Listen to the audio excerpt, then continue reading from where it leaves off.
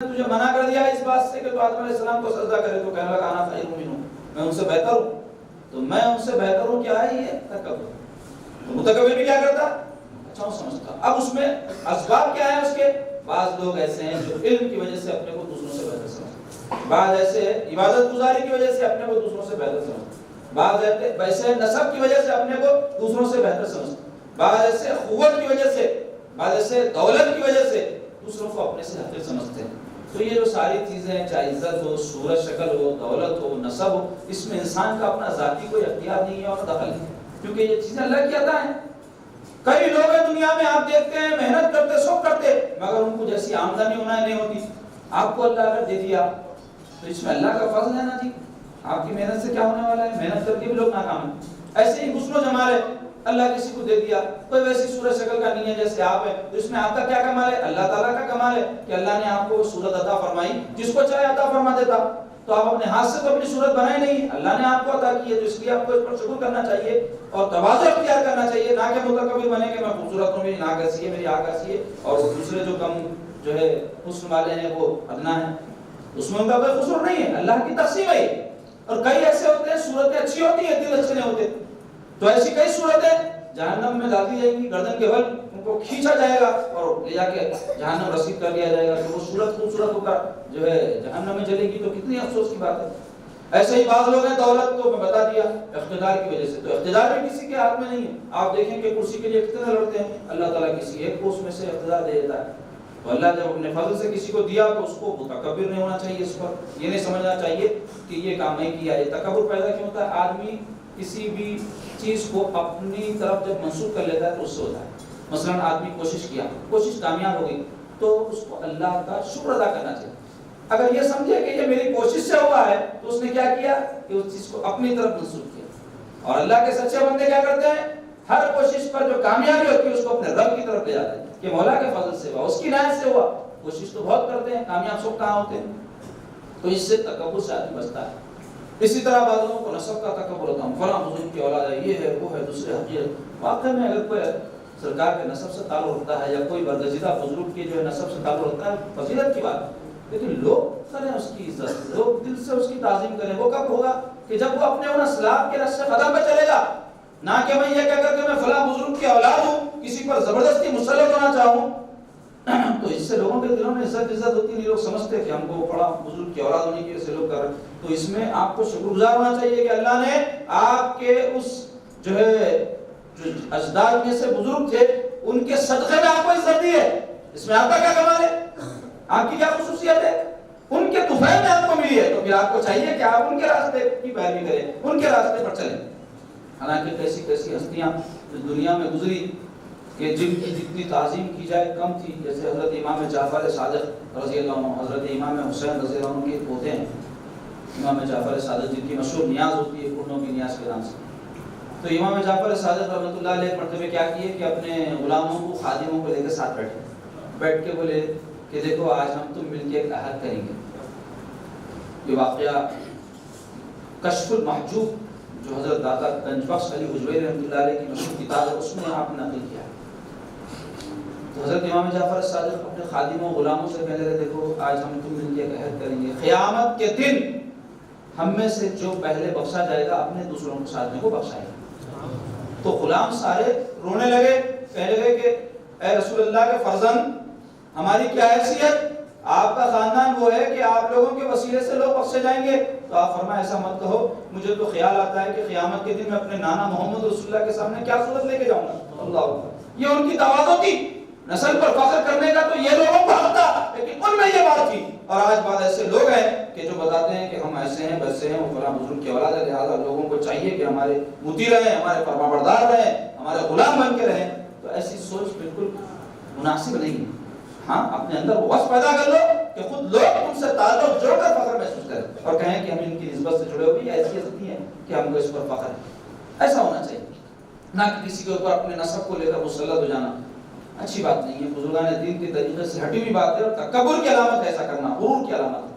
اس سے اجتناب کرنا چاہیے.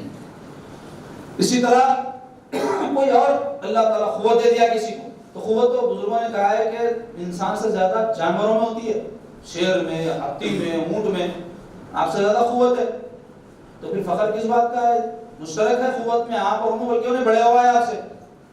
تو قوت اگر آپ کے پاس ہے تو آپ کو چاہیے کہ آپ اس قوت کو اچھے کاموں میں لگائیں، نہ کہ اس کی وجہ سے غرور کریں. کئی لوگ ہوتے، دادا ہوتے، پہلوان ہوتے اور طاقتور رہتے تو کمزوروں پہ ظلم کرتے، غرور کرتے، اس کو تکبر کرتے، حقیر سمجھتے لوگوں کو، تو اللہ تعالیٰ رسوا کر دیتا. ہم تو دنیا میں بھی رسوا ہوتے، آخرت میں بھی رسوا ہوں گے. حدیث شریف میں آیا ہے کہ رسول کریم صلی اللہ علیہ وسلم فرمایا کہ میں جب معراج کی شب آسمان میں گیا تو میں نے دیکھا کہ بعض لوگوں کو چونٹیوں کی طرح مسلا جا رہا تھا.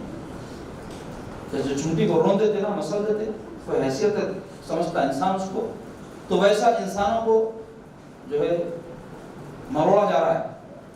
تو پوچھا گیا کہ یہ جو ہے کون لوگ ہیں، ان کے ساتھ ایسا سلوک کیوں ہو رہا ہے؟ تو جبریل علیہ السلام عرض یا رسول اللہ، یہ متکبرین ہیں، دنیا میں تن تن کے چلتے تھے، سینے پھلا پھلا کے چلتے تھے، تو ان کو ان کے اس تکبر کی وجہ سے یہ عذاب کی مثالی صورت ہے جو آپ کو بتائی جا رہی ہے کہ ان کے ساتھ ایسا سلوک ہوگا. قیامت کے دن تو جہنم رسی ہوں گے تو اور ان کے لیے عذاب ہوگا. اللہ تعالیٰ فرماتے ہیں وَلَا تَمْشِ فِي الْأَرْضِ مَرَحًا إِنَّكَ لَن تَخْرِقَ الْأَرْضَ وَلَن تَبْلُغَ الْجِبَالَ طُولًا. کیا فرماتے ہیں؟ وَلَا تَمْشِ فِي الْأَرْضِ مَرَحًا، کہ تو زمین پر تن کرنا چل، پل کرنا چل. إِنَّكَ لَن تَخْرِقَ الْأَرْضَ، کہ تو ایسا تن کے چلیں گا تو زمین کو پھاڑ نہیں گا. انسان کی حیثیت کیا ہے؟ اتنی بڑی کائنات میں آپ دیکھیں گے تو تنکے سے بھی کمتر ہے انہیں. اتنی بڑی کائنات میں اس کی حیثیت تنکے سے بھی کمتر ہے، چونٹی سے بھی کمتر ہے. پوری کائنات پہ اگر آپ نظر دوڑائیں گے تو اس کی جو وسعت ہے اس کے سامنے. تو اللہ تعالیٰ فرما رہے ہیں کہ تو تن کے چلنے سے، سینہ پھلا کے چلنے سے زمین کو پھاڑ نہیں دے گا. لن تخرق الارض ولن تبلغ الجبال طولا، اور نہ تو پہاڑوں سے لمبا ہو جائے گا. تیری حیثیت دیکھ کے تیرے سامنے کیسے کیسے پہاڑ ہیں کہ انسان اس کے جب سائے میں کھڑا ہوتا ہے تو چونٹی کے اتنا نظر آتا ہے. ویسے پہاڑوں سے تو لمبا بھی نہیں ہو سکتا. تو یہ پل کے یا تن کے تو کیا بتانا چاہتا ہے؟ کئی لوگ ہوتے ہیں اقتدار کی وجہ سے یا دولت کی وجہ سے یا اور کوئی وجہ سے سینہ تان کے کھل کے بتاتے ہیں. اللہ کو پسند نہیں ہے. اللہ تعالیٰ اس بات کو پسند فرماتے ہیں کہ بندہ تواضع کیا کرے، جھک کر چلے. سرکار پاک صلی اللہ علیہ وسلم جب تشریف لے جاتے تو ایسا معلوم ہوتا کہ آپ بلندی سے پستی کی طرف تشریف لے جا رہے ہیں. گردن کو نیچے رکھ کر میرے آقا تشریف لے جایا کرتے تھے. یہاں تک کہ فتح مکہ کا وہ دن جو تاریخ انسانیت میں عظیم الشان دن ہے کہ اللہ تعالیٰ نے اپنے محبوب کو وہی مکے میں فاتحانہ شان کے ساتھ داخلہ عطا فرمایا کہ جس شہر کے بسنے والوں نے حضور کے ساتھ 13 سال تک زیادتیاں کی تھی، صحابہ کو حضور کو ستایا تھا، حضور جب مکے میں فاتحانہ شان کے ساتھ داخل ہو رہے تھے تو دنیا کے بادشاہوں کا تو یہ طریقہ ہوتا ہے کہ وہ تن کر گردنیں اٹھا کر اور اپنا جو ہے ولولے کے ساتھ داخل ہوتے ہیں. اور میرے آقا علیہ الصلوۃ والسلام اپنی گردن پاک کو اپنے اونٹ پر بیٹھ کر اس طرح جھکا دیے تھے کہ آپ کے جو شملے مبارک تھا، اس کو کپڑے کہتے ہیں، یہ ایسا لٹک رہا تھا. اس طرح اپنی گردن پاک کو جھکا کر سرکار جو ہے داخل ہوئے تھے. یہ ابدیت کی میرے سرکار کی شان. بہرحال تکبر ایک بدترین خصلت ہے. اس سے بچنے کا طریقہ یہ ہے کہ انسان اپنی اصل پہ غور کرے کہ وہ کس سے تخلیق کیا گیا ہے. اللہ تعالیٰ قرآن میں فرمایا قتل الانسان ما اکفر من ای شیء خلق من نطفۃ خلق. مارا جائے انسان، اللہ تعالیٰ فرمایا ما اکفر، کیسا انکار کرنے والا ہے، کیسا کفر کرنے والا ہے، کیسا اللہ تعالیٰ کی نعمتوں کا منکر ہے. قتل الانسان ما اکفر من ای شیء خلق، غور نہیں کرتا کہ کس چیز سے پیدا کیا گیا ہے. من نطفۃ خلق، نطفے سے پیدا کیا گیا ہے، مادہ منویہ سے پیدا کیا گیا ہے کہ جب جسم کو لگتا ہے تو انسان نجس سمجھ کے اس کو دھونا سب سے پہلا کام سمجھتا ہے. اس سے پیدا کیا اللہ نے. اپنی اصل پہ غور کرے. اب پیدا ہو گیا تو اللہ تعالیٰ کی اس میں جو قدرت اور تخلیق کے ایسے جلوے اللہ نے پیدا کیے کہ اسی نطفے کو سنتا دیکھتا بنا دیا. هل اتى على الانسان حين من الدهر لم يكن شيئا مذكورا انا خلقنا الانسان من نطفة امشاج نبتليه فجعلناه سميعا بصيرا. کیا فرمایا اللہ تعالیٰ؟ انسان پر ایک وقت ایسا گزرا کہ ذکر کے لائق کوئی چیز ہی نہیں تھا، کوئی پہچانتے نہیں تھا اس کو دنیا میں. انا خلقنا الانسان من نطفة امشاج، پر ہم نے انسان کو 2 بوندی پانی سے پیدا کر دیا. ایک ماں کے ایک باپ کا 2 بوند سے پیدا ہوا. نطفة امشاج نبتلی، پھر ہم نے الٹ پھیر کیا اس کے اندر، ان نطفے کے اندر ماں باپ کے. فجعلناه، پس ہم نے اس کو بنا دیا سمیعا بصیرا، سنتا اور دیکھتا. تو کیسی کاریگری اس ذات پاک کی اس نطفے کے اندر چلی کہ جو انسان ایک نطفے کی حیثیت رکھتا تھا اس میں یہ کمالات ہو گئے. دیکھ رہا ہے، سن رہا ہے، سوچ رہا ہے، کام کر رہا ہے، آسمان سے زمین پر اڑ گیا، چاند پہ پہنچ گیا، مرج پر جا رہا ہے. سب کمالات اللہ تعالیٰ نے اس کے اندر پیدا کر دیے. تو انسان غور کرے کہ اس کی ابتدا یہ ہے. اب جو زندگی کے معاملات ہے اس میں غور کرے. اتنے کمالات انسان نے دنیا میں اپنے ظاہر کیے، لیکن کبھی ایسا ہو جاتا ہے کان بند ہو جائے کہ انسان کا، تو کھولنے کے لیے اس کے پاس ساری دوائیں موجود ہیں، سمجھ میں نہیں آتا کہ کون سی دوا سے کھلے گی. کبھی ایک رگ انسان کے دماغ کی بند ہو جاتی ہے، پوری سائنس اس کے پیچھے لگ جائے، پتہ نہیں چلتا کہ یہ مرض کیا ہے، ویسے ہی ہلاک ہو جاتا ہے. کئی ہلاک ہو گئے. ویسا اللہ تبارک و تعالیٰ نے اس کو مجبور بھی رکھا ہے. پھر جب آپ دیکھیں کہ وقت آتا ہے، دولت ہے، شہرت ہے، عزت ہے، اقتدار ہے، طاقت ہے، سب ہے، فوج ہے، انسان جیسے کا ویسا رہ جاتا ہے. جو چیز نکلنا ہے اس میں سے نکل جاتی ہے، خدا ہو جاتا ہے. یہ انجام اس کا. تو یہ انسان غور کرنا کہ میری حیثیت کیا ہے کہ اس پر میں کیوں اتنی بڑائی کروں، کیوں اتنا تکبر کروں. اللہ کو تواضع پسند ہے، عاجزی پسند ہے، انکساری پسند ہے. کائنات میں سب سے بڑی ہستی اگر کوئی ہے تو وہ ذات محمد رسول اللہ صلی اللہ علیہ وسلم ہے. اور میرے آقا کی تواضع کا یہ عالم تھا. ایک واقعہ تو میں نے بتا ہی دیا، پتہ ہے مکہ کے وقت کا. ویسے بھی عموماً حضور کی عادت مبارکہ یہ تھی کہ کھانا جب کھاتے تو پسند فرماتے کہ زمین پر تشریف فرما ہو کر کھائیں، دستر بچھا کر کھائیں. اونچی جگہ بیٹھنا پسند نہیں فرماتے تھے. لوگوں کے بیچ میں فخریہ طور پہ بیٹھنا پسند نہیں فرماتے تھے. صحابہ کو فرماتے تھے میرے آگے آگے چلو، میں پیچھے پیچھے چلوں گا، کیونکہ آگے آگے چلنا بڑائی کو ظاہر کرتا ہے. یہ سب تواضع کی میرے آقا کی. بلکہ سرکار فرمائے کہ جبرائیل نے میرے پاس آ کر اللہ کا یہ پیغام دیا ہے کہ آپ یا رسول اللہ اگر چاہیں تو بادشاہ اور نبی بن جائیں یا بندے اور نبی بن جائیں. بادشاہ اور نبی جیسے حضرت سلیمان علیہ السلام تھے، بادشاہ کے بادشاہ بھی تھے، نبی کے نبی بھی تھے. آپ چاہیں تو ویسے اللہ نے جو ہے آپ کو اختیار دیا ہے کہ اللہ آپ کو بنا دے گا. یا آپ چاہیں تو بندے کے بندے رہیں اور نبی کے نبی رہیں. تو حضور نے فرمایا میں نے بندہ اور بادشاہ ہونے کو پسند کر لیا ہے، بندہ اور بادشاہ ہونے کو پسند کیا ہے. حضور کا حجرہ مبارک کیسا تھا آپ دیکھیں. تو عالم کے آپ سلطان ہیں اور آپ کے حجرہ مبارک کا عالم یہ تھا. احادیث میں آیا ہے کہ اتنا جو اس کا چھت چھوٹا تھا. دیکھو ہمارا چھت کتنا اونچا ہے، صفائی کرنا ہے، جھاڑو لگانا، ٹیبل پہ کھڑے ہونا. سرکار کے گھر کا حجرے کا چھت ایسا تھا، صحابہ کہتے ہیں 2 ہاتھ اگر اٹھائیں تو چھت پہ لگ جائے، کھڑے ہو کر 2 ہاتھ. اور دروازہ جو تھا سرکار پاک صلی اللہ علیہ وسلم کا، اس کے اوپر پردہ پڑا رہتا تھا. گھر کے دروازے پر کوئی دروازہ تک نہیں تھا لکڑی وغیرہ. اور کھجور کے پھاٹوں کا جو ہے چھت ہوتا تھا. اور مسجد نبوی جو کائنات کی افضل ترین مساجد میں شمار کی جاتی ہے، اس کا یہ عالم تھا کہ کھجور کے تنوں کے پلر تھے اور جو ہے اس کے پتوں سے جو ہے چھت ڈھک دی گئی تھی. تو بتانا چاہتا ہوں کہ تواضع ہر چیز میں، ان کے ساری سرکار پاک صلی اللہ علیہ وسلم کی طبیعت مبارک میں تھی. تو اپنے اندر سے تکبر نکلنا بولے تو چھوٹے چھوٹے کام کرنے کو شرمانا نہیں، عادت ڈالنا اس کی. کئی وقت پہ اپنی شخصیت کا احساس ہم کو ہوتا ہے میں فلاں ہوں، یہ کام کروں. بالخصوص مردوں کے اندر کیا رہتا ہے، زیادہ رہتا ہے یہ مسئلہ. گھر کے اندر گلاس سے میں جا کے پانی لے کے آؤں، جا رہی لے کے بیوی کو بولتے میں اٹھتے گیا تو میری عزت جاتی. گھر میں دستر بچھائے عورتیں ہاں، حالانکہ کام مخصوص ہیں، بعض کام عورتوں کے لیے خاص ہے، بعض مردوں کے لیے. لیکن اگر مرد دستر اٹھاتے تو عورت نہیں ہو جائے گا، اس کی عزت نہیں چلی جائے گی. رسول کریم صلی اللہ علیہ وسلم گھر میں تشریف رکھتے تو اپنے ازواج کا ہاتھ بڑھایا کرتے تھے، گھر کے چھوٹے چھوٹے کام کر لیا کرتے تھے. کئی احادیث میں آیا کہ حضور اپنے دست مبارک سے اپنے کپڑے سی لیا کرتے تھے. حضور صلی اللہ علیہ وسلم اپنے تسمیے کو جوتے کے درست فرما لیا کرتے تھے. تو یہ حضور کیوں کیے؟ حضور یہ کرنے کے لیے تشریف لائے تھے؟ نہیں، حضور دین سکھانے کے لیے تشریف لائے تھے. حضور نے بتایا یہ دین ہے، یہ دین ہے. اس طرح کام کرنے سے کوئی انسان چھوٹا نہیں ہو جاتا. جب 2 عالم کے سردار سید عالم صلی اللہ علیہ وسلم کر رہے ہیں تو ہماری کیا حیثیت؟ گھر کے کام یا اور ایسے کوئی کام کبھی محسوس کریں کہ اپنے کو بڑائی کا احساس ہو رہا، ادنا کام کرنا. جھاڑو مارنا انسان اپنے لیے چھوٹی بات سمجھتا ہے. کبھی اپنے اندر بڑائی کا احساس ہو رہا، جا کے مسجد میں جھاڑو مارنا، صحن میں لوگ دیکھنے تو بنے، جہاں عزت ملتی سمجھتے وہاں ایسے کام کرنا جس سے ہم کو یہ تزکیہ نفس ہوتے اصلاح ہوتی. لیکن لوگ بہت مشکل سمجھتے اس کو، اور بولتے ہیں یہ سب باتیں نہیں ہے، یہ پریکٹیکل ہے. یہ تقریر سے یہ بات نہیں آتی، تقریر سن لینے سے تکبر نہیں جاتا، یہ تقریر کر لینے سے تکبر پیدا ہونے کا امکان رہتا. اصلاح کرنا ہے تو ایسے کام کرنا. بزرگان دین تھے، کئی واقعات ہیں ان کے کہ اٹھ کے جو ہے فجر کی نماز سے پہلے تہجد سے مسجدوں کے بیت الخلا صاف کر دیتے تھے، پتہ ہی نہیں کون کر کے. بلکہ ان سے بڑھ کر ایک مشہور واقعہ ہے کہ حضرت عمر رضی اللہ عنہ کی عادت تھی کبھی جا کے لوگوں کے گھروں میں خدمت کر دیا کرتے تھے. کسی کا پانی بھر دیتے تھے، کسی کا کوئی کام کاج کر دیتے. تو حضور کے دنیا سے تشریف لے جانے کے بعد ابوبکر صدیق رضی اللہ عنہ کی خلافت کا زمانہ ہے. تو عمر ایک عورت کے پاس روزانہ جا رہے تھے، کچھ کام کریں گے، گئے تو پہلے سے وہ کام ہو جا رہا. 1 دن دیکھے، 2 دن دیکھے، 3 دن دیکھے، چوتھے دن پوچھ لیے اس عورت سے کہ جی اماں تمہارے گھر کا کام کاج کون کر رہے ہیں؟ یہ تو بولے امیر المومنین حضرت ابوبکر آ کے کر کے جا رہے. انہوں تشریف لا کے کر کے چلے گئے ان کے آنے سے پہلے. تو ایسا جو ہے چھوٹے کام کرنے کو, مطلب کام چھوٹا بڑا نہیں ہوتا, چھوٹے چھوٹے کام کہنے سے مراد یہ, اس سے عزت جو ہے انسان کی جاتی نہیں بلکہ عزت بڑھتی ہے. حضرت عمر بن عبدالعزیز رحمۃ اللہ علیہ کو عمر ثانی کہا جاتا ہے, تابعی ہیں. ایک مرتبہ بیٹھے ہوئے تھے کسی صاحب سے, حکومت کے جو ہے معاملات میں گفتگو کرتے ہوئے, آپ مسلمانوں کے بادشاہ تھے, تو ویسے وقت میں کیا ہو گیا کہ اندھیرا چھا گیا,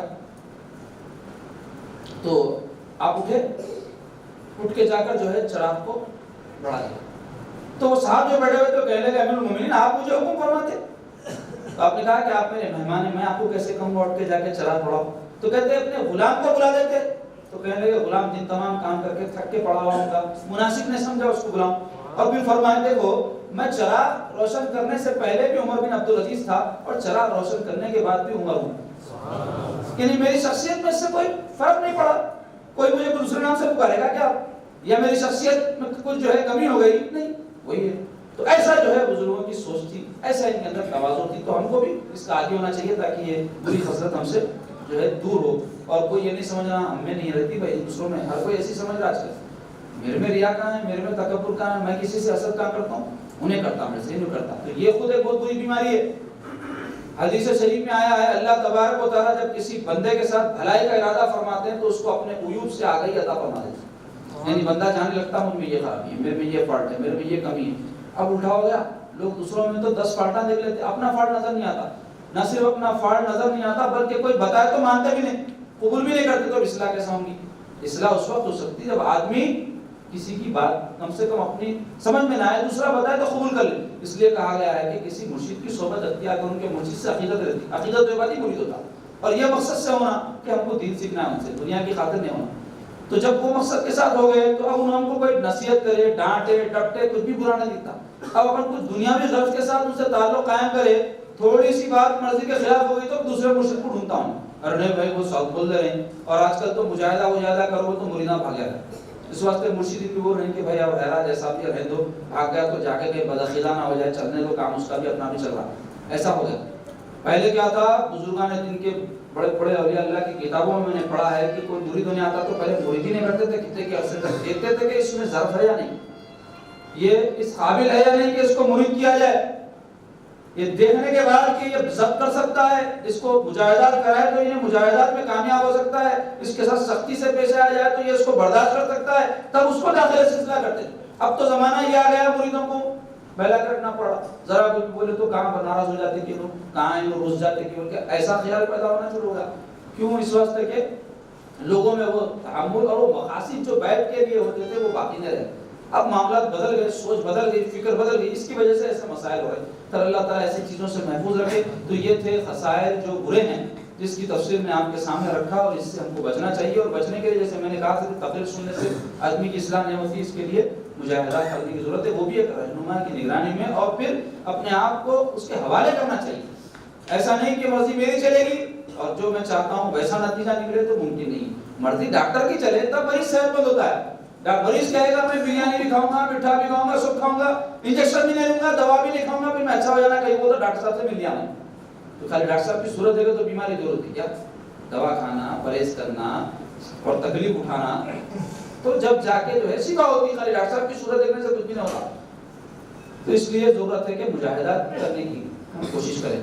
اب آئیے آج کے لیے جو عنوان مقرر کیا تھا, مختصر طور پہ کوشش کروں گا کہ جو وقت ہے 20-25 منٹ کا, اس کے اندر اس عنوان کو پورا کر دوں. اور وہ عنوان کیا ہے؟ اسلامی آداب. آداب ادب کی جمع ہے, اور ادب بولتے کسی کام کو اچھی طرح سے کرنے. انسان جو ہے زندگی میں ہزاروں کام انجام دیتا ہے, کام کیسا بھی ہو جاتا, نتیجہ نکل جاتا, لیکن اچھے انداز سے اگر اس کو انجام دے تو اس کو ادب بولتے. مثلا کھانا کھانا ہے, کھانا کیوں کھاتے؟ پیٹ بھرنے. 2 ہاتھ سے کھاؤ, زمین پہ ڈال کے سیدھا منہ سے کھا لو, کسی کے ہاتھ سے کھا لو, کھانا اندر چلے گا, پیٹ بھر جاتا. لیکن ہم ایسی کھاتے کیا؟ ایسا تو جانور کھاتے, زمین پہ رکھ کے منہ سے کھا لینا, بے ترتیبی کے ساتھ کھا لینا, جو نظر آیا کھا لینا. انسان ایسا نہیں کرتا. انسان تمدن والا ہوتا ہے, تہذیب والا ہوتا ہے, مہذب ہوتا ہے, دستر بچھاتا, کھانا پکاتا, اس میں پھر لذت کا خیال رکھتا, پھر صحیح پکے اس کا خیال رکھتا, پھر لا کے جہاں کھاتا ہے وہاں رکھتا. الگ الگ برتن رہتے کھانے کے لیے، سالن کے لیے، پانی کے لیے، طریقے سے وہ سب تفصیل میں بیان کرنا چاہوں، اشارتاً بتا رہا ہوں آپ کو کہ اہتمام کرتا ہے، اس کو ادب بولتے ہیں۔ تو ایسے زندگی میں ہر کام کیسا بھی ہو جا سکتا، لیکن اس کو اچھے انداز سے ادا کرنا۔ اس کی اصطلاحی کئی تعریفیں کی گئی۔ ایک تعریف یہ کی گئی، انسانی زندگی کے رات دن کی ضروری مشاغل کے وہ تمام عمدہ قواعد جو ایک متمدن زندگی کی ضروری جزء ہیں، ادب کہلاتے ہیں۔ اور ایک اس کی تفصیل یہ بیان کی گئی، آداب میں خوبی اور لطافت ملحوظ رکھنا حسن ادب، یعنی ادب میں بھی بہت باریکی سے کوئی کام کرنے کو اچھا ادب بولتے ہوئے۔ اور بعض بزرگان دین نے کہا ہے، ادب نیک خصلتوں کے اجتماع کا نام ہے، یعنی کسی کے اندر اچھی خصلتیں اگر پیدا ہو جائے تو خود ہی ادب آ جاتا ہے۔ اور ادیب کو تو ادب والا کسے کہتے ہیں؟ وہ شخص ہے جس میں نیک خصلتیں جمع ہو جائیں۔ نیک خصلتوں کے اجتماع کا نام ادب، جس شخص میں وہ نیک خصلتیں پائے جائیں وہ ادیب، ادب والا۔ حضرت ابو علی دقاق رحمۃ اللہ علیہ فرماتے ہیں ادب کی فضیلت میں کہ انسان جو ہے عبادات سے جنت پا لیتا ہے، نماز پڑھا، روزہ رکھا، یہ کرا، تو اس سے کیا ملتی ہے؟ جنت، جہنم میں نہیں جائے گا، جنت میں چلے جائے گا۔ تو انسان ادب سے جنت میں جاتا ہے، اور انسان عبادت سے جنت میں جاتا ہے، اور ادب سے اللہ کا تقرب نصیب ہوتا ہے، اللہ کا خوب نصیب ہوتا ہے ادب کی وجہ سے۔ اس لیے ادب کی بڑی تاکید آئی ہے۔ تو آداب میں سب سے پہلے تو جو ہے ہم کو اللہ اس کے رسول کا ادب مربوط رکھنا ہے۔ اب اللہ تعالیٰ کا ادب کیا ہے؟ پہلے تو ایمان لانا، ایمان اگر لائے نہیں تو پھر اللہ کو پہچانے نہیں۔ اب ایمان لانے کے بعد میں اللہ کو جتنا پہچانتا جائے گا اتنا ادب اللہ کا بندے کے دل میں بڑھتا جاتا ہے۔ اس واسطے دیکھیے سب سے بڑے ادب والے بندے انبیاء ہیں، کیونکہ اللہ کی سب سے زیادہ معرفت ان کو حاصل۔ اس کے بعد اولیاء میں مختلف درجے، صحابہ ہے، اس کے بعد کے جو درجہ والے، ان میں اللہ کی معرفت کے مطابق اللہ تعالیٰ کا ادب ان کے دل میں ہے۔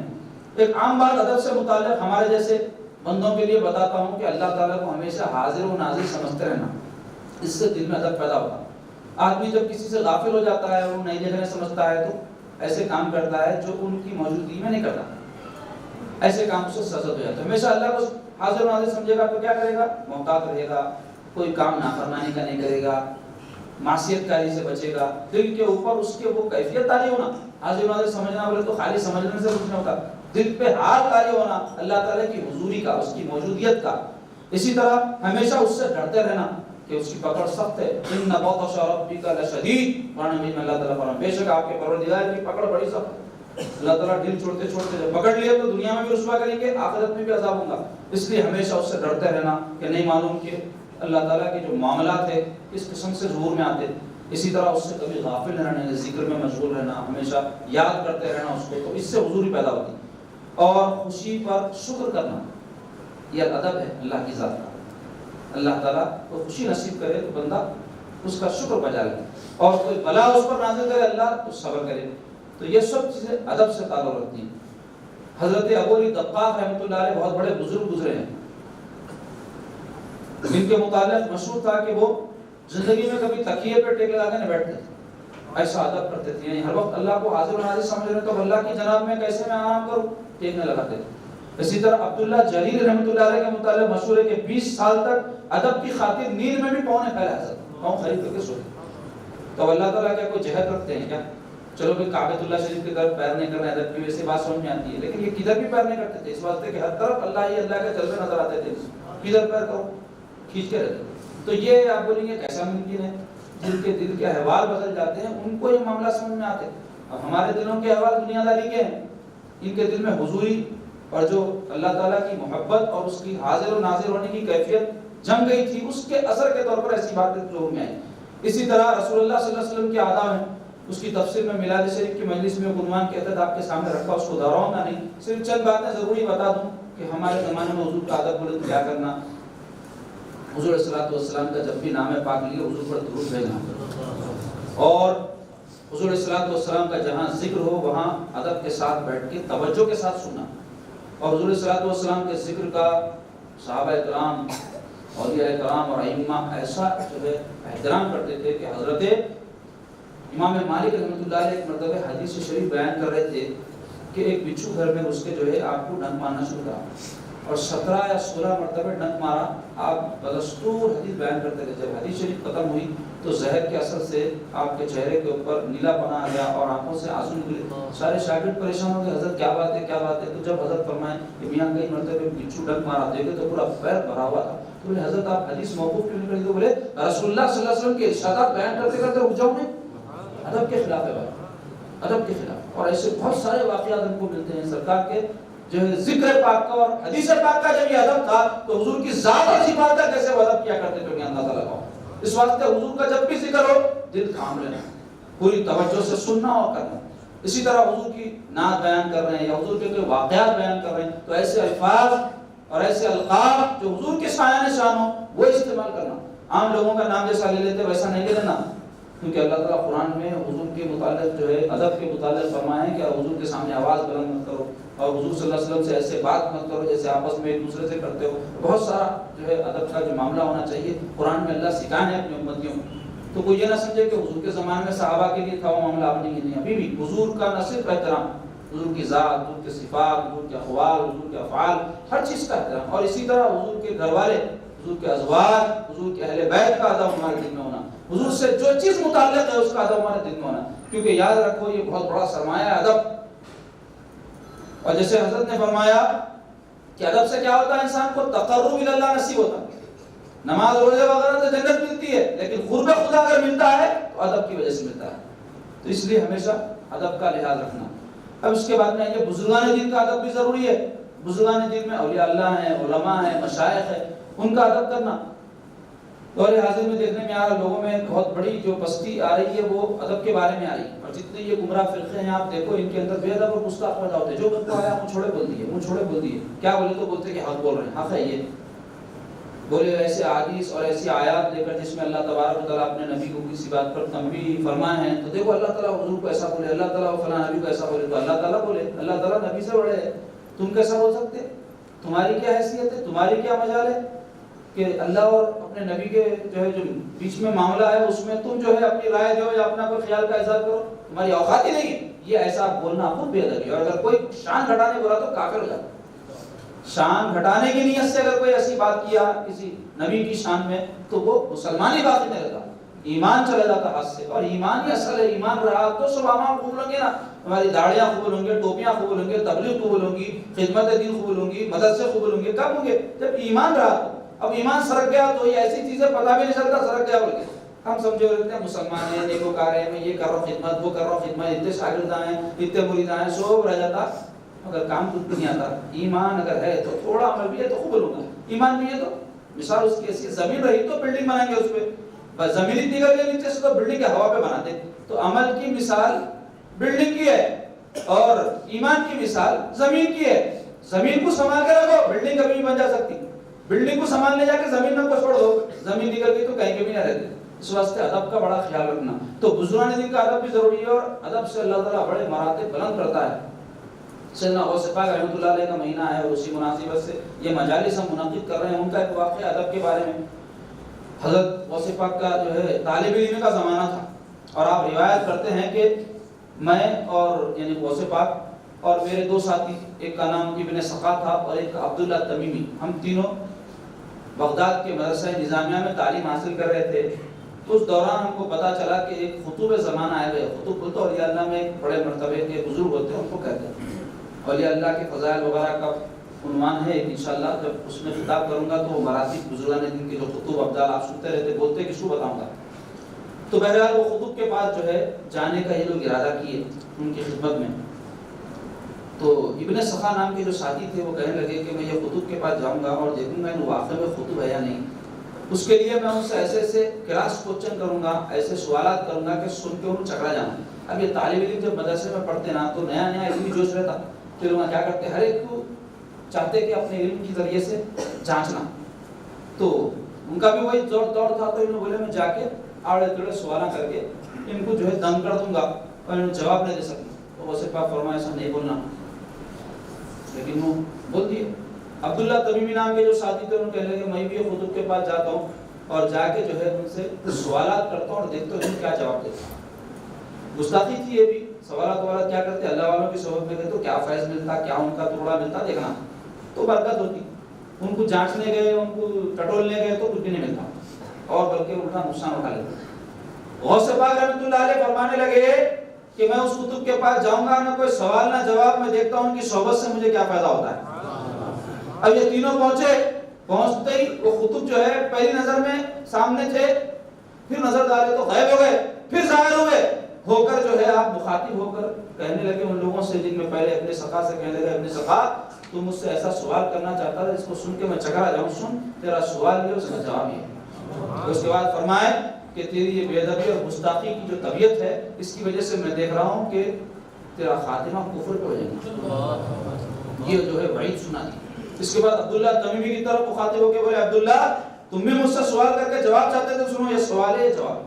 اس کے بعد نے فرمایا کہ تمہاری بے ادبی اور گستاخی بھی کم درجے کی ہے، اس واسطے میں دیکھ رہا ہوں کہ دنیا تمہاری کان تک پہنچے گی، دنیا کے قریب ہو جائیں گے۔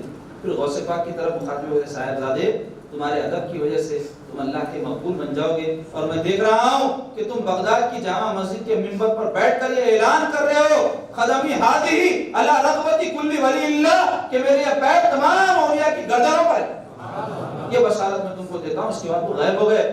تو یہ عبداللہ تمیمی کہتے ہیں کہ زمانہ گزرتا گیا اور میں نے دیکھا کہ ابن سخا جب فارغ ہو گئے مدرسے سے تعلیم حاصل کر کے تو مناظرے کرنے لگے، اور کرتے کرتے عیسائیوں سے مناظرے ہوئے تو ایک عیسائی بادشاہ کے دربار میں پہنچے۔ وہاں مناظرے کے دوران ان کی نظر ایک عیسائی بادشاہ کی بیٹی جو خوبصورت تھی اس پہ پڑی، عاشق ہو گئے۔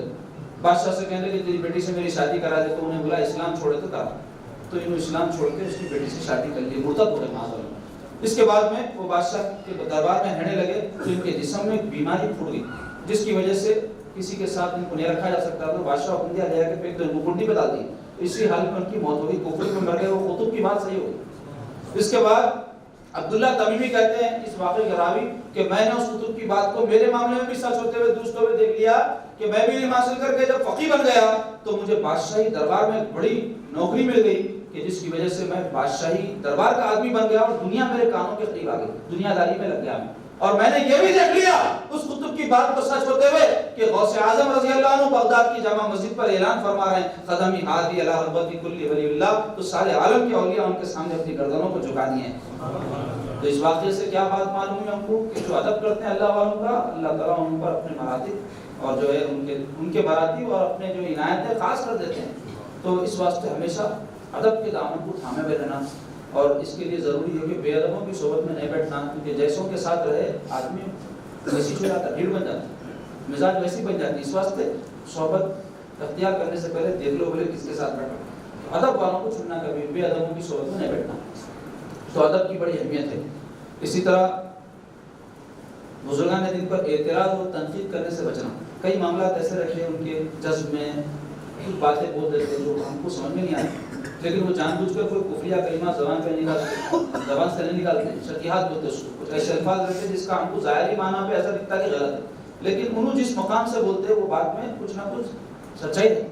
اس واسطے اعتراض نہیں کرنا ایسا کیوں بول دیا، اتنے بڑے بزرگوں کے ویسا کیوں بول دیے، ہم نہیں سمجھے بولنا، تحقیق کرنا یا کوئی جاننے والے سے پوچھنا کہ یہ بات کا کیا مطلب ہو سکتا ہے۔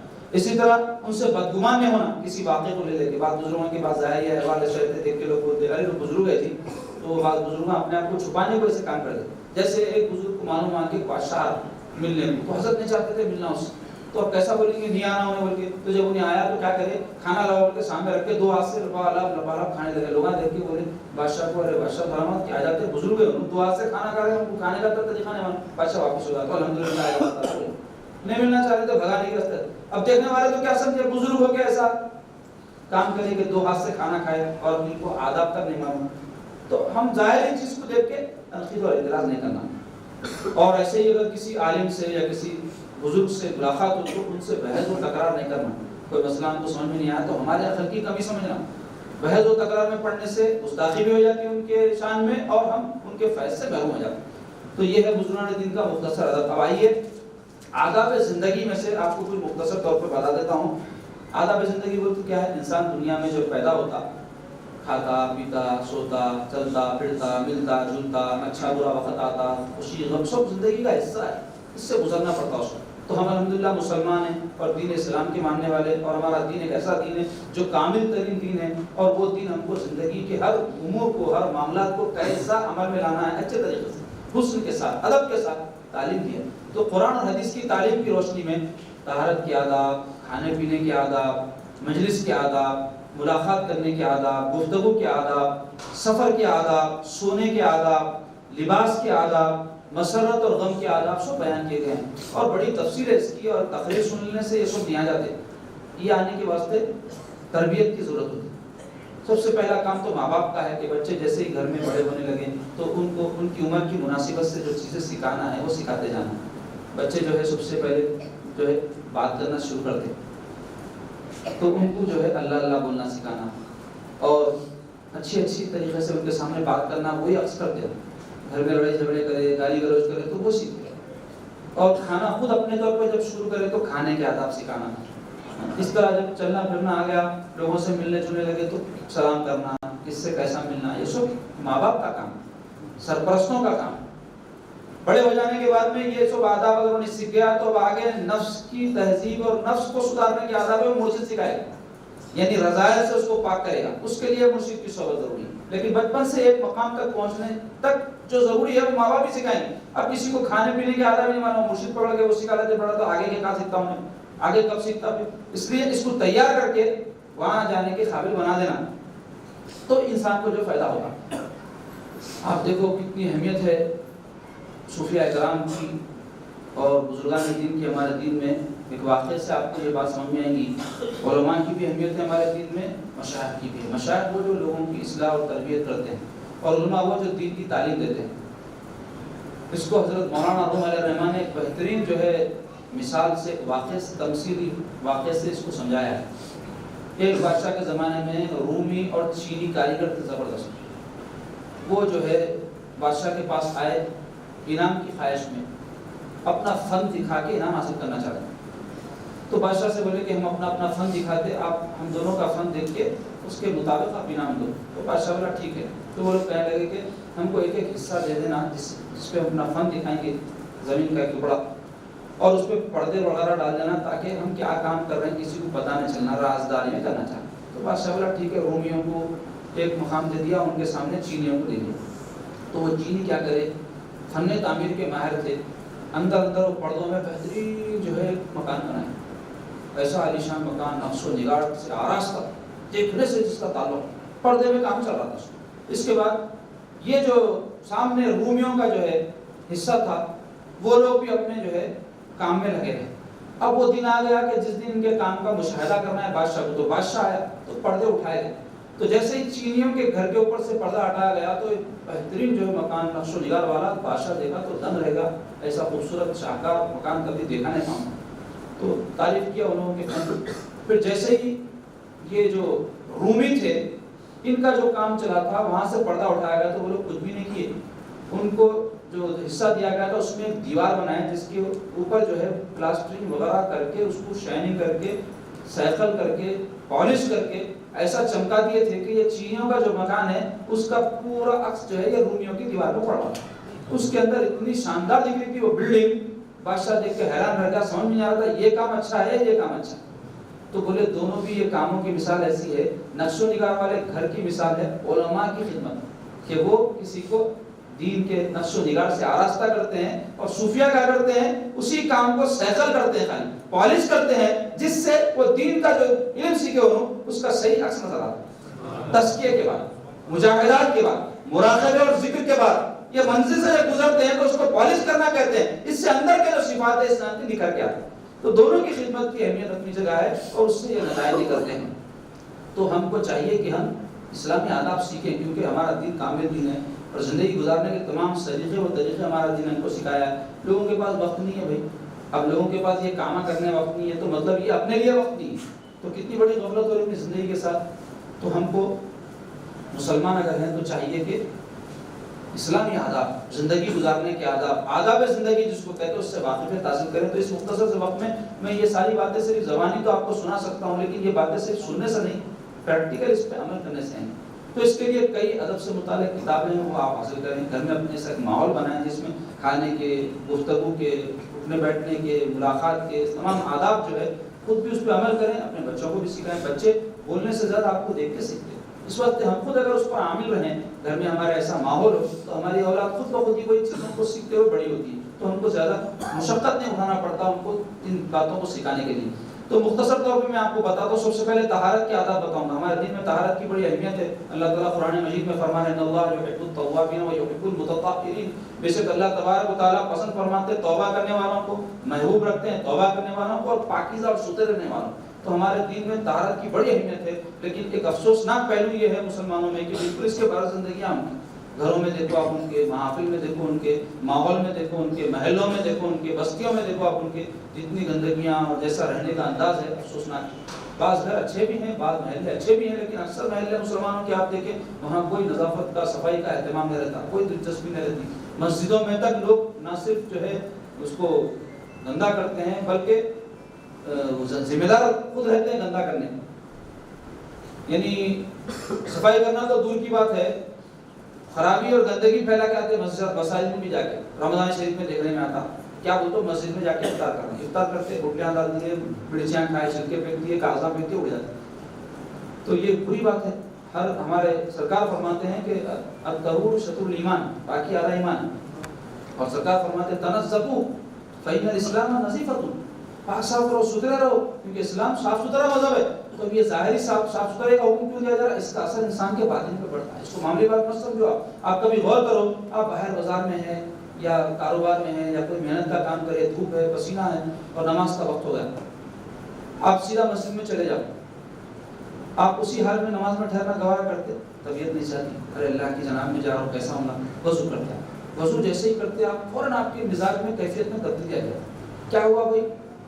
خالی پانی آپ کے تن اعضاء کے اوپر سے، وہاں پانی نہائے بھی نہیں، منہ کو لگا، ہاتھوں کو لگا، باقی پورا جسم بچا ہوا، مگر اس طہارت کا اثر دل پہ پڑ گیا۔ دل پہ جیسے ہی پڑا، ایک طبیعت میں عبادت کی طرف رغبت ہو گئی، آپ سب بھول کے اب یہ عبادت کرنا ہے، اس میں لگ جاتے ہیں، سکون ملتا آپ کی طبیعت۔ طہارت کی بڑی اہمیت ہے، اس کا بڑا اثر ہوتا ہے۔ اس واسطے اپنے گھروں کو صاف رکھنا، مساجد کو صاف رکھنا، آنگنوں کو صاف رکھنا، محلوں کو صاف رکھنا۔ محلہ کیسے صاف ہوتا؟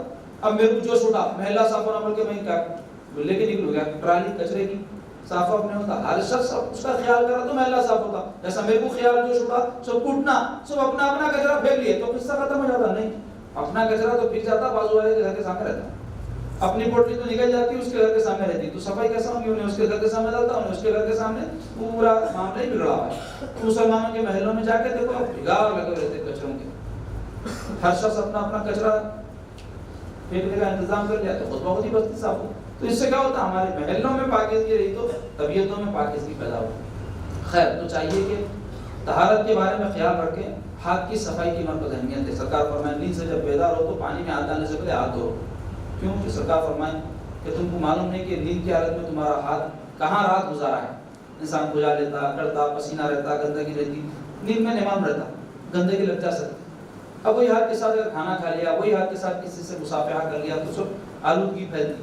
تو حکم دیے کہ نیند سے بیدار ہونے کے بعد میں ہاتھ دھو لیا کرو۔ مطلب یہ ہے کہ آدمی نیند سے فجر میں بیدار ہونا چاہیے، تہجد میں ہونا چاہیے، تو پہلے وضو کرے، یہ حکم ہے، تاکہ اس میں خود بخود ہی ہاتھ دھل جاتے۔ اس واسطے وضو میں دیکھو آپ، غسل میں دیکھو کہ پہلے ہاتھ دھو، کیونکہ اب آپ کے تمام اعضاء کو دھونے کے لیے ہاتھ استعمال کرنے والے، تو ہاتھ کی صفائی کی ہمارے پاس تاکید کی گئی، ہاتھ صاف رکھنے کی۔ اسی طرح دانتوں کی صفائی کا حکم ہے۔ سرکار پاک صلی اللہ علیہ وسلم کثرت سے مسواک فرماتے ہیں۔ حدیث شریف میں اتنا مسواک فرماتے تھے حضور، اتنا مسواک، سیدہ عائشہ صدیقہ رضی اللہ تعالیٰ فرماتی ہیں کہ مجھے خدشہ ہوتا تھا کہ حضور کے دانت نہ گھسے جائیں، اتنا کثرت سے۔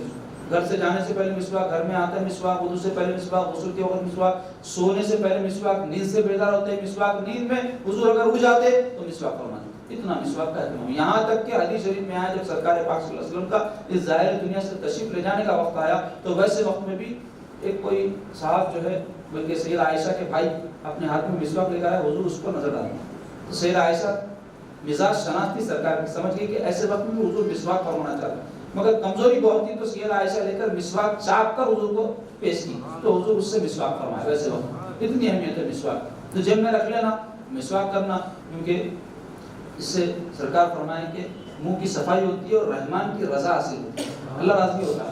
دیکھو آپ منہ اپنا صاف کر رہے ہیں، اللہ راضی ہوگا، کیوں؟ سرکار کی سنت پہ عمل کر رہے ہیں، اس کا اہتمام کرنا۔ اسی طرح عام مقامات پر نجاست نہیں کرنا، بدترین عادت ہے یہ۔ ہمارے شہر میں تو ایسا ماحول ہے کہ فٹ پاتھ پہ سے نہیں گزر سکتے، جہاں موقع ملا ٹھہر کے پیشاب کر دیتے، بیٹھ کے کرے تو کیا وہ اچھا کام ہو جاتا ہے، نہیں بیٹھ کے کرو بول کے فٹ پاتھ پہ کر دیتے کیا، پیشاب کرنے کی جو جگہ مختصر مقرر ہے وہاں پہ جا کے کرنا، صفائی کا اہتمام کرنا، لیکن اس میں دیکھنے میں آتا کہ لوگ لحاظ نہ رکھتے، گندگی کر دیتے۔ اسی طرح ٹھہرے پانی میں پیشاب کرنے سے سرکار منع فرمائے کہ کسی کو نہیں معلوم آ کے بیچارہ استعمال کر لیا تو آپ کے پیشاب بہہ کے گیا اس میں یا چھینٹے اڑے ہوئے وہ استعمال کرا تو گناہ آپ کو ہوتا، کیونکہ آپ آلودہ کرتے اس پانی کو۔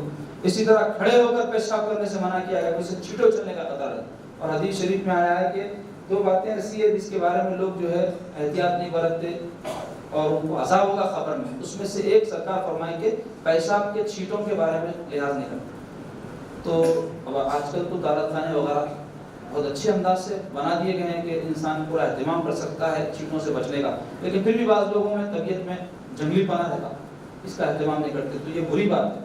چاہیے کہ بیٹھ کر پیشاب کریں، کوئی مجبوری ہو جائے اور امکان یہ ہو کہ بیٹھ کر کرنے پر پیشاب پلٹ کر آنکھ پہ آ سکتا ہے تو اس صورت میں مجبوری میں کبھی کبھار ایسی حالات میں پیشاب کھڑے کر کرنے کو فقہا نے جو ہے اجازت دی ہے، ورنہ حضور کی عادت مبارکہ بیٹھ کر جو ہے بول فرمانے کی تھی، اس میں حیا بھی ہے اور اس میں احتیاط بھی ہے۔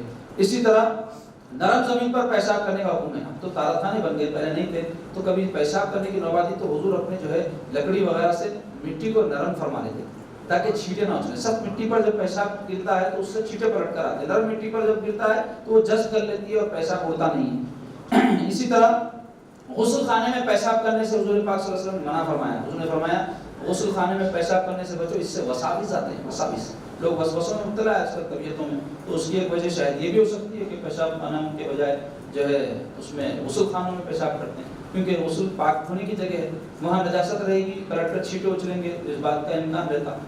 اگر مجبوری ہو کوئی اور ایسے اٹیچ باتھ روم ہے آج کل جیسے، تو اس کے لیے پیشاب پیخانے کے لیے ایک حصہ الگ ہوتا ہے اور غسل کرنے کے لیے الگ، تو ویسی جگہ کرنے میں کوئی حرج نہیں ہے، لیکن خالی حمام ہے جہاں غسل کرتے ہیں وہاں پیشاب کرنے سے بچنا چاہیے۔ اسی طرح حکم ہے کہ بول و براز کے بعد استنجا کریں، استنجا نہیں طہارت لینا، ڈھیلے سے بھی لیں اور پانی سے بھی لیں، لیکن پانی سے بھی اگر لے لیں گے تو کافی ہے، لیکن ڈھیلے سے لیں گے تو زیادہ ثواب ہے کیونکہ پاکیزگی زیادہ ہے اس میں۔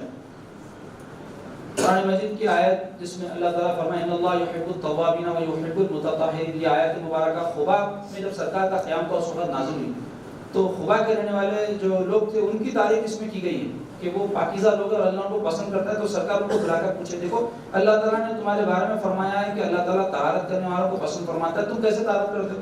تو کہنے لگے یا رسول اللہ ہم پہلے ڈھیلے سے طہارت کرتے ہیں پھر اس کے بعد پانی سے، تو شاید یہ بات اللہ کو پسند آ گئی، ہماری دوہری طہارت، اس وجہ سے اللہ ہم کو پسند فرماتا ہے۔